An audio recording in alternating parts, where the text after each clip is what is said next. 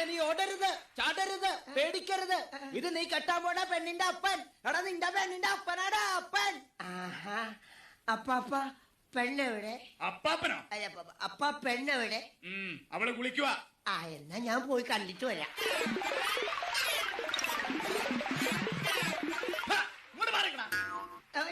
തൊണ്ടി സാധനം ഞാൻ നിന്നെ ഏൽപ്പിക്കാൻ പോവാ. ഇനി മുതൽ നീയാണ് അത് സൂക്ഷിക്കേണ്ടത്. മനസ്സിലാവണ? എടേ മോളെ ലോക്കപ്പിന്ന് ഇറക്കി വിടറി.